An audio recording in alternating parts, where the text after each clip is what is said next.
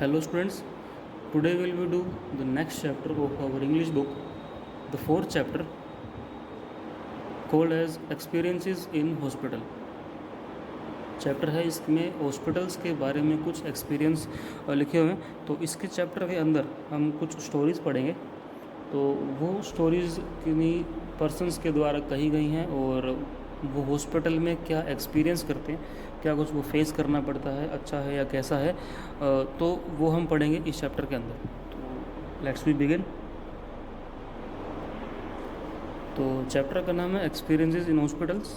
जो हॉस्पिटल के अंदर जो एक्सपीरियंस है वो ऐसी कुछ कहानियाँ हैं, जो 6 कहानियाँ इसके अंदर 6 स्टोरीज़ हैं, वो हम पढ़ेंगे। तो देखिए क्या होता है। सबसे चैप्टर के ऊपर पैराग्राफ के ऊपर एक नाम लिखा होगा और एक नंबर लिखा होगा। ये नाम है जो स्टोरी एलेबोरेट कर रहा है, जो अपनी कहानी बताएगा, और जो आगे नंबर लिखा है वो उस पर्सन की एज लिखी होगी। तो जो फर्स्ट स्टोरी आपकी वो है अभिजीत की, जो कि 33 ईयर्स का है। तो वो कहते हैं I was in CMC hospital for 8 days. मैं CMC हॉस्पिटल में लगभग 8 दिनों तक रहा। The first day I remained completely unconscious. Unconscious का मतलब बेहोश। तो पहले दिन मैं बिल्कुल बेहोश था, but I felt fine after I had regained consciousness. और बट मुझे फील हुआ अच्छा, बाद में अच्छा फील हुआ कब? After I had regained conscious, जब मैं बेहोशी की हालत से बाहर आ गया था। The doctor said he just wanted to keep me in for observation. और डॉक्टर्स ने मुझे ये कहा था कि डॉक्टर्स वो मुझे सिर्फ एक ऑब्जर्वेशन के अंदर रखना चाहते हैं। मतलब कि जब पेशेंट रिकवर होता है तो डॉक्टर्स को ऑब्जर्व करते हैं भी वो रिकवरी कितनी कर रहा है, नहीं मेडिसिन चेंज करने की ज़रूरत है या नहीं, या डोज, वो उस तरीके से। He said I would definitely have been killed in the collision. तो ही सेड मतलब कि डॉक्टर्स का ये कहना था कि वो डेफिनेटली किल्ड, मारा जाता, कब? इन द कोलिजन। कोलिजन का मतलब होता है टक्कर, जब उनकी एक्सीडेंट हुआ था। If I had not been wearing any crash helmet, अगर उसने हेलमेट नहीं पहना होता तो डेफिनेटली जो उसका एक्सीडेंट हुआ था, जो कोलिजन, जो टक्कर हुई थी, वो उस एक्सीडेंट में मारा जाता। नेक्स्ट देखते हैं।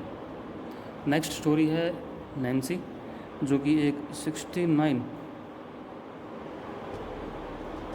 साल की एक लेडी है, महिला है। तो कहती है the pain was unbearable when they took me at Saint Stephen's Hospital on the east side of the town.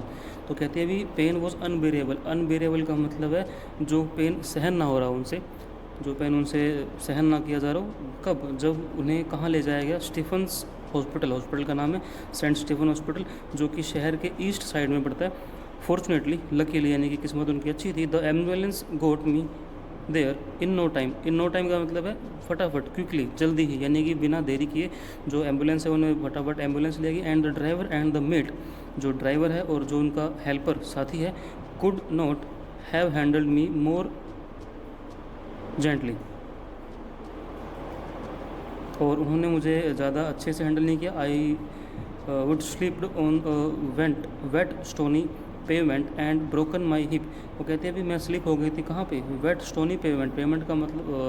Pavement का मतलब होता है ऐसा फर्श जो कि पत्थर से बना हो, पथरीला जो फर्श होता है, वहाँ पे पानी गिरने के बाद वो स्लिपरी बन जाता है। एंड ब्रोकन माई हिप, और मेरी एक हिप यानी कूल्हे की एक साइड की हड्डी टूट गई थी। So they kept me in for 3 month. और उन्होंने मुझे 3 महीने के लिए हॉस्पिटल में रखा था, अंडर ऑब्जर्वेशन या इलाज के समय। When you are my age, फिर वो कहते हैं भी जब तुम मेरी एज के हो जाओगे, the body takes longer to heal itself. Heal का मतलब है ठीक होना या अपने आप को रिकवर करना। तो कहते हैं जब तुम मेरी एज के हो जाओगे तो तुम्हारी जो बॉडी है वो ज़्यादा समय लगेगी, किस लिए? रिकवर होने के लिए, ठीक होने के लिए।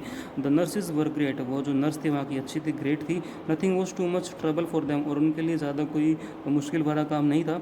द फिजियोथेरेपिस्ट वो होता है जो आपको बॉडी को रिकवर करने के लिए एक्सरसाइज बताता है, ताकि जो आपकी बॉडी में पेन है, ताकि उसको मेडिसिन कम से कम लेनी पड़े और एक्सरसाइज करके आप जो है जल्दी से जल्दी रिकवर कर सकें। तो जो फिजियोथेरेपिस्ट है made me do a lot of exercise, उन्होंने मुझे काफ़ी सारी एक्सरसाइज बताई।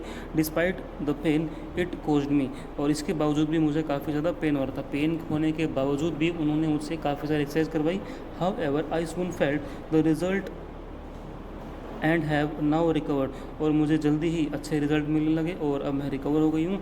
I am still doing daily exercise, और मैं जो अब एक्सरसाइज है जो रेगुलरली डॉक्टर ने जो बताई थी वो डेली मैं फॉलो करती हूँ। तो बच्चों एक स्लोगन भी है, exercises keep a person fit.